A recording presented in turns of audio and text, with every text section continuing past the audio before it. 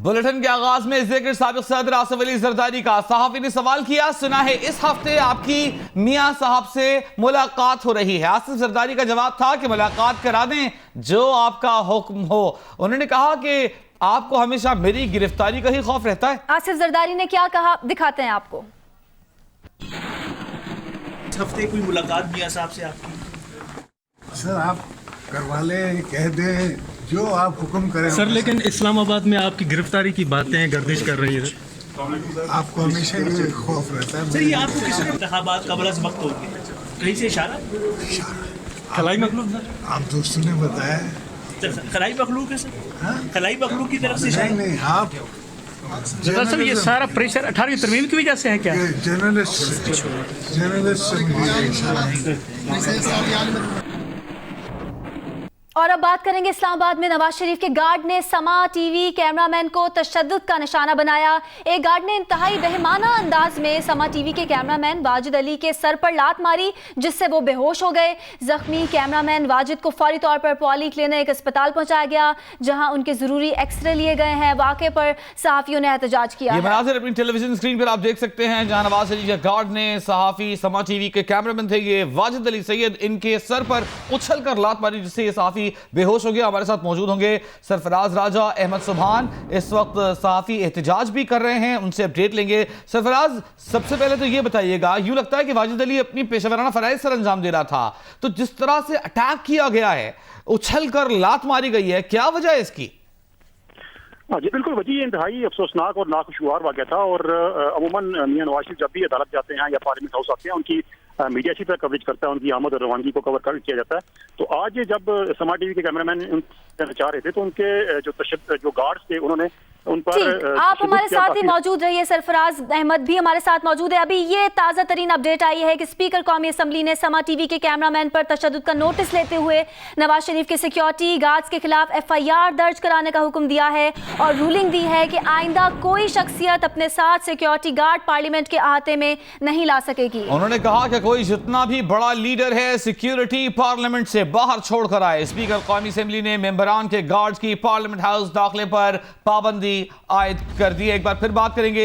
सरफराज राजा हमारे साथ मौजूद है, अहमद सुभान हमारे साथ मौजूद हैं। सरफराज, आपकी बात कर गई थी, क्या वजह बनी इस तरह मुश्तइल होकर इसने हमला किया है? जी बिल्कुल, वजी ने आपको बता रहा था कि मियां नवाज शरीफ की हमेशा अच्छी तरह मीडिया कवरेज करता है। जब भी वो अदालत में आते हैं या पार्लियामेंट हाउस में आते हैं, उनकी आमद और रवानगी को मुकम्मल तौर पर कवर किया जाता है। लेकिन आज जब समा टीवी के कैमरामैन ने उनकी करीब से फुटेज बनाने की कोशिश की, जब वो वापस जा रहे थे पार्लियामेंट हाउस में अपनी मुलाकातों के बाद, तो जो उनका एक गार्ड था, उन्होंने पहले धक्का दिया समा टीवी कैमरामैन को। जब वो नीचे गिरे तो दूसरे गार्ड ने उनको उनका बताया तौर पर उनको घुसे मारे, उनको लाते मारी, जिससे वो शदीद जख्मी हो गए।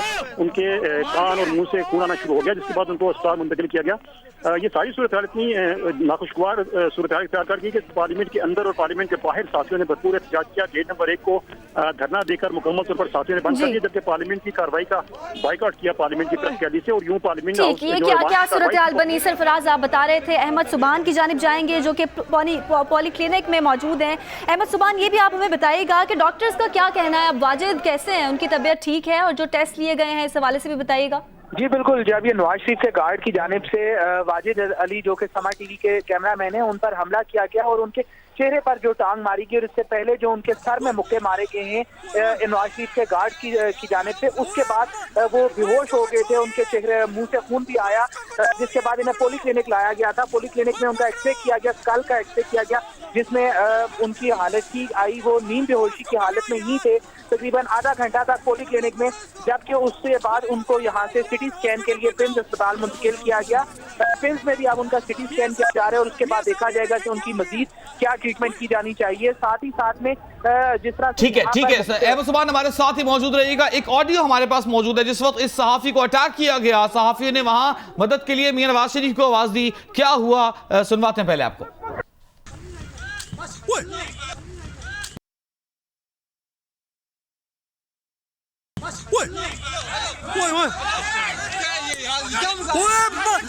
इसको कुछ हो गया, इसको कुछ हो गया, पकड़ो, पकड़ो, उसको पकड़ो यार, पकड़ो इसको, पकड़ो ना यार, हॉस्पिटल पहुंचाओ। सरफराज राजा अब हमारे साथ मौजूद है। सहाफी ने वहां तवज्जो दिलाने की कोशिश की मियां साहब की कि आपके गार्ड ने हमला किया है, तो मियां साहब नहीं रुके। क्या उसके बाद कोई बयान उनकी जानिब से अफसोस का इजहार किया गया है सहाफी पर हमले के खिलाफ?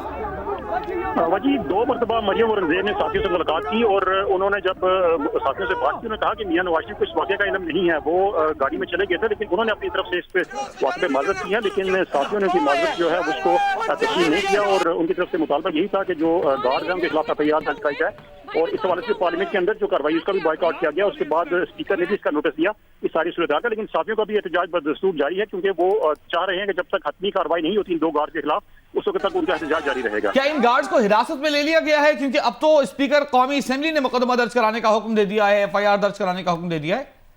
जी वजी जो 2 गार्ड थे उनमें से एक गार्ड को उसी वक्त जब वो वाकया हुआ था साथियों ने पकड़ के जो पार्लियामेंट की सिक्योरिटी है उसके हवाले कर दिया था, जबकि दूसरा जो गार्ड था वो नवाज शरीफ की गाड़ी के साथ ही चला गया था।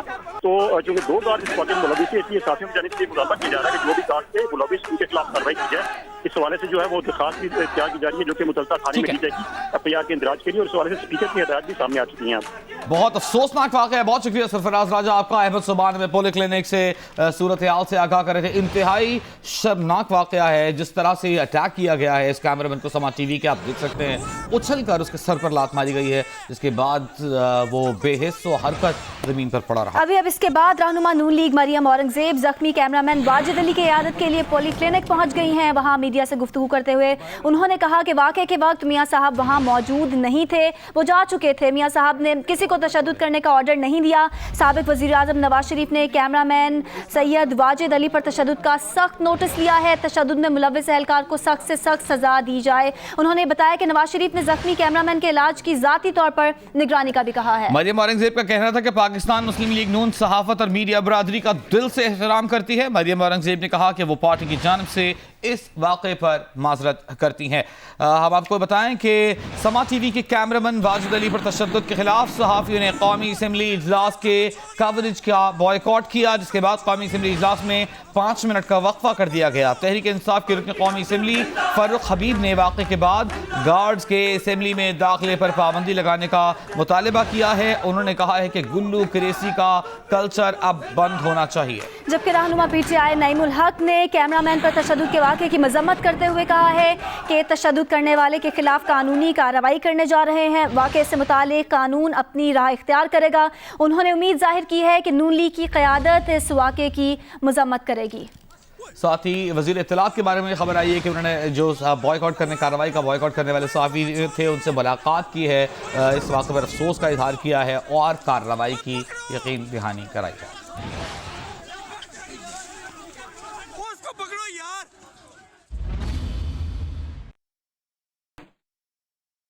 और अब जिक्र करेंगे मरी में बेकाबू होते एजेंटों का। मरी में बर्फबारी के बाद सियाहती मौसम उरूज पर आया तो फिर से मेहमानों के साथ नारवा सलूक के वाकयात सामने आने लगे। एक खातून के साथ गुज़िश्ता रोज की बदसलूकी के बाद 10 होटल गाइड्स को हिरासत में ले लिया गया। होटल का नाम और नेम प्लेट ना लगाने वाले गाइड्स के खिलाफ सख्त कार्रवाई करने का फैसला किया गया है। कोई भी मखसूस होटल के लिए मजबूर नहीं कर सकेगा। असिस्टेंट कमिश्नर का कहना है कि पुलिस ने ताउन न किया तो दीगर इकदाम भी करेंगे। मरी में से यहाँ से नारवा सलूक के मामले पर मजीद बात करने के लिए हमने राब्ता किया है। असिस्टेंट कमिश्नर मरी इम्तियाज साहब हमारे साथ मौजूद है। इम्तियाज साहब, बहुत शुक्रिया आपके वक्त के लिए। एक बार फिर देखते हैं हम कि ये नारवा सलूक के वाकयात मरी में देखने में आ रहे हैं। क्या अहम फैसले किए गए हैं कि यहाँ पे जो सयाह आते हैं खासतौर पर खवातीन, उन्हें सिक्योर किया जाए? बिस्मिल्लाहिर्रहमानिर्रहीम। थैंक यू जी। एक तो गुजारिश ये है कि मैं कल के वाक़ये की हम शदीद मजम्मत करते हैं जी। जहाँ तक ये इनिशिएटिव का ताल्लुक है, असिस्टेंट कमिश्नर साहब, असिस्टेंट कमिश्नर मरी इम्तियाज खिलजी साहब, मजम्मत तो हम करेंगे, कार्रवाई करनी है आपको। मैं गुजारिश करता हूँ जी। मैं सिटीजन भी हूँ ना जी, पाकिस्तान का सिटीजन भी हूँ। अच्छा, गुजारिश ये है कि आज हमने एक भरपूर मीटिंग की है जी, जिसमें हमारा मेन फोकस यही था कि हम ये होटल जो इंडस्ट्री है उसको we are just going to regularize it, जिसमें कोई गाइड और जिसको आप एजेंट्स कहते हैं उर्फे आम में, वो यूनिफॉर्म के बगैर, टैग के बगैर और रजिस्ट्रेशन के बगैर मॉल रोड पे नहीं फिरेगा। हेलो जी, आपकी बात सुन रहे हैं जी। जी। तो हमारा ये मेन मकसद ये है कि ये यहाँ पे होता ये है कि जैसे ही लोग टूरिस्ट तशरीफ लाते हैं तो ये एजेंट्स जो हैं एक लाइन और पूरी कतार के साथ लोगों को घेरते हैं। तो हमारा मेन मकसद ये है कि इसको रेगुलर करें और इसके साथ साथ हम 144 का नफाज करेंगे। लेकिन एक चीज में लेट मी क्लियर कि ये जो 144 है ये अवाम के लिए कतई नहीं है, ये सिर्फ दिस इज अ स्पेसिफिक जो हमारे एक गाइड और वो जो है एजेंट्स हैं उनके लिए कि जो हमारे SOP को फॉलो नहीं करेगा तो उसको हम यकीनन जो है they would be put behind the bar. हमारी प्लानिंग इंशाल्लाह इसी तरह से है। थर्ड हमने ये किया है जी कि एक स्पेशल स्क्वाड हमने अभी क्रिएट किया है जिसका मेन मकसद ये है कि हम GPO चौक निगत पार्क जो है वहां पे इसको डिप्लॉय करेंगे ताकि कोई इस तरह का नाखुशगवार वाकया। जी जी इम्तियाज साहब, हाँ जी, हम आपसे ये जानना चाह रहे हैं कि आप जिस तरीके से रेगुलराइज करना चाह रहे हैं उसमें खींचातानी और हरासमेंट खत्म नहीं हो सकेगी, क्योंकि वो लोग नेम प्लेट तो लगा लेंगे लेकिन जो गैंग अप होकर एक दूसरे के खिलाफ धक्के देते हैं, जो खींचातानी करते हैं, उसके खात्मे के लिए आपने समझते को बेहतर टोकन सिस्टम होना चाहिए जिसके जरिए गाइड्स अलग हों, होटल एजेंट्स अलग हों, क्योंकि अपने कमीशन के लिए ये सयाहों की तो चमड़ी उतार देते हैं। सर आप बजा फरमा रहे हैं लेकिन मेरी सबमिशन ये है कि मेन जो इंसिडेंट होते हैं वो GPO चौक पे होते हैं। फर्स्ट ऑफ ऑल मैं आपको ये आपके चैनल के तवज्जुह से ये गुजारिश करना चाहता हूँ कि यहाँ हम GPO चौक बिल्कुल अलाउ नहीं करेंगे। यहाँ पे टाउट गाइड एजेंट्स जो भी इनका नाम दें हम इनको कतई तौर पे यहाँ अलाउ नहीं करेंगे, नंबर 1। नंबर 2 हम इनकी रजिस्ट्रेशन जब करेंगे वो एक कार्ड मैं जल्द ही आपको सोशल मीडिया और आपके चैनल के तवज्जुह से आपको जो डिस्प्ले करेंगे उस पे असिस्टेंट कमिश्नर मेरे साइन होंगे और जो होटल ऑनर होगा उसके साइन होंगे। और होटल ऑनर्स को हम ये कर रहे हैं कि एक होटल मैक्सिमम 3 जो गाइड है वो रख सकता है और हम इनको एक असेंबली की 144 का मकसद ही यही है कि इनको असेंबल होने नहीं देंगे हम।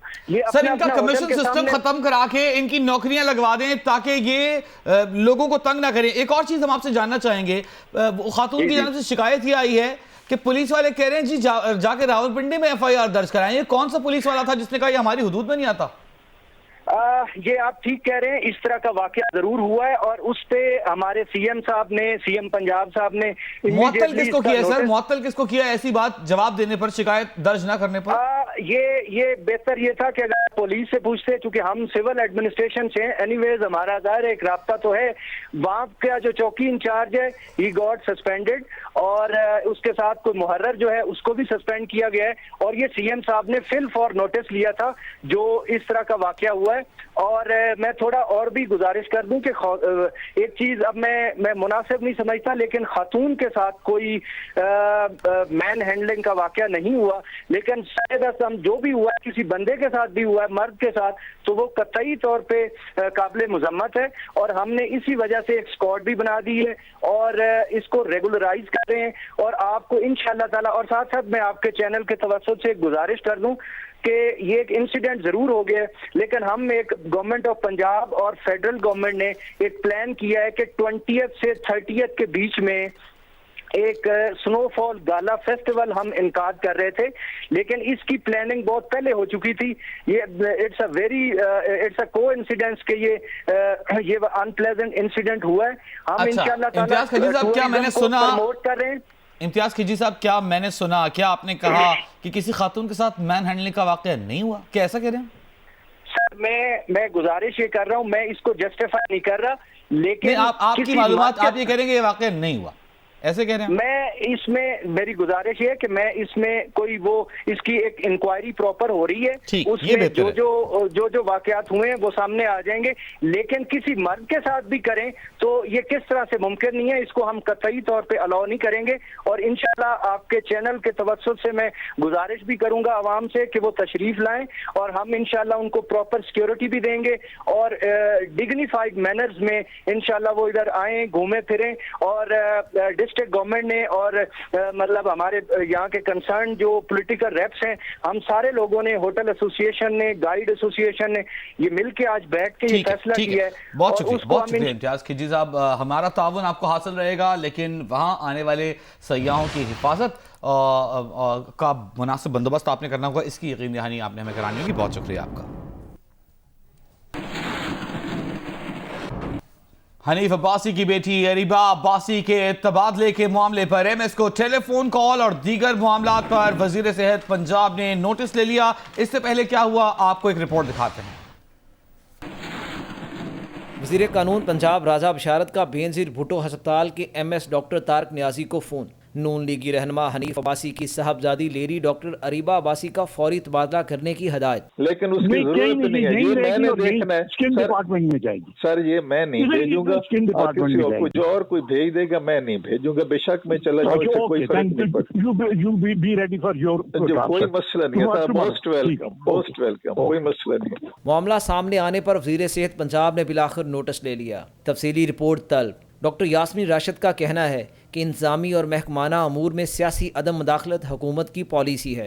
महकमा सेहत का अमला ऐसी मुदाखलत की उन्हें बराह रास्त रिपोर्ट दे। लेकिन उसकी जरूरत नहीं है, ये मैंने देखना है स्किन डिपार्टमेंट में जाएगी सर, ये मैं नहीं भेजूंगा। ज़राए के मुताबिक वफाकी हुकूमत ने महकमाना अमूर में सियासी मुदाखलत के लिए पॉलिसी तश्कील देने का फैसला किया है। उधर राजा बशारत के करीबी ज़राए का कहना है कि एमएस को कॉल मामूल के मुताबिक की गई, इसमें इंतकाम का शायबा नहीं होना चाहिए। इस हवाले से जब राजा बशारत से रब्ता किया गया तो उन्होंने लबकशाई से ग्रेज किया। इंटरनेशनल इवेंट है, लेट इट बी इंटरनेशनल।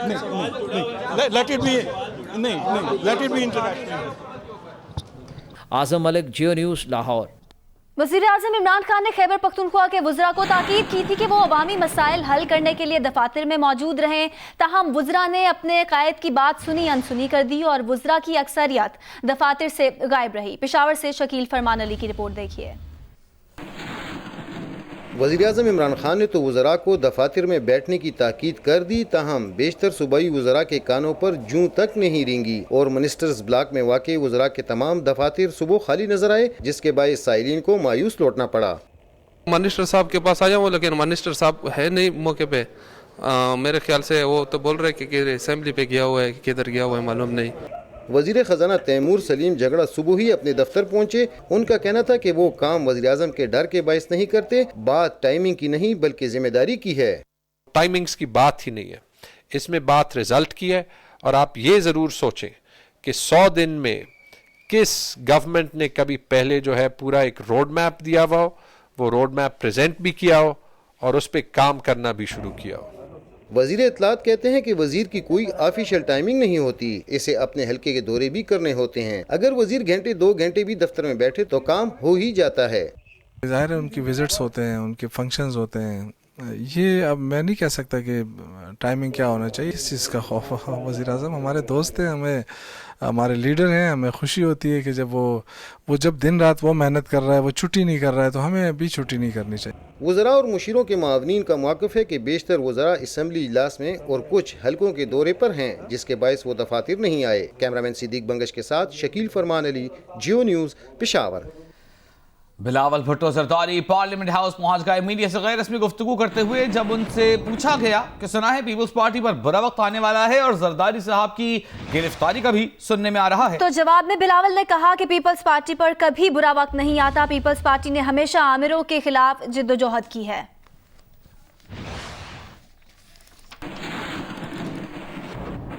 वज़ीर रेलवे शेख रशीद अहमद ने साबिक सदर आसिफ अली जरदारी के बयान पर अपने रद्द अमल में कहा है कि कौन खिलाड़ी है और कौन अनाड़ी 30 मार्च तक पता चल जाएगा। बेनज़ीर की शहादत के बाद नौकरानी के पास से वसीयत मिली थी, डर है कहीं बिलावल की सियासत का तिया पांचा ना हो जाए। तहरीक इंसाफ के रहनुमा फैसल वावडा का कहना है कि उन्होंने लंदन में जायदादें कानूनी तरीके से बनाई, जिनकी तमाम तफसीलात इलेक्शन कमीशन ऑफ पाकिस्तान में मौजूद हैं। जियो न्यूज़ के नुमाइंदा मुर्तज़ा अली शाह की रिपोर्ट के मुताबिक तहरीक इंसाफ के रहनुमा और वफाकी वजीर फैसल वावडा का कहना है कि उन्होंने ये जायदादें कानूनी ज़राए से बनाई हैं। उनके और उनके वालिद के पास कोई सरकारी ओहदा नहीं था। इलेक्शन कमीशन ऑफ पाकिस्तान की वेबसाइट से जाहिर होता है कि फैसल वावडा ने लंदन के स्वान की एरिया में अपने असासे जाहिर किए हैं। उनकी जानिब से दिए गए डिक्लेरेशन फॉर्म के मुताबिक उन्होंने अपनी मिल्कियत में 5 जायदादों की कीमत बरतानवी पाउंड्स में जाहिर की हैं, जिनमें से 3 जगहों की तस्दीक हो चुकी है। ताहम जाहिर की गई कीमतें इन फ्लैटों की असल कीमत से बहुत कम हैं। फैसल वावडा ने जो कीमतें ECB को बताई हैं वो इन जायदादों की बरसों पहले खरीदी गई कीमत हो सकती हैं। साबिक वजीर मुमलिकत आबिद शेर अली का दावा है कि लंदन में फैसल वावडा की 8 जायदादें हैं। फैसल वावडा ने कहा है कि कि लंदन में 8 जायदादों का दावा गलत है और मैं आबिद शेर अली को चैलेंज करता हूं कि वो इसे साबित करें। साबिक वजीर मुमलिकत आबिद शेर अली ने फैसल वाउडा की लंदन में मुबैना जायदाद से मुतालिक सवाल उठा दिए। कहा, लंदन में फैसल वाउडा ने ये जायदादें किन वसाइल से बनाई? इन प्रॉपर्टीज की मालियत 14 अरब पाकिस्तानी रुपए से जायद बनती है। चीफ जस्टिस साहब से मुअद्दबाना गुजारिश है कि इस बारे में JIT बनाएं। आबिद शेर अली ने कहा कि फैसल वावडा ने इन जायदादों के लिए रकम पाकिस्तान से अगर कानूनी चैनल से भेजी हैं तो रसीदें दिखाएं। फैसल वावडा ने पहले लंदन में जायदादों से इनकार किया था, फिर आहिस्ता आहिस्ता वो सब मान गए।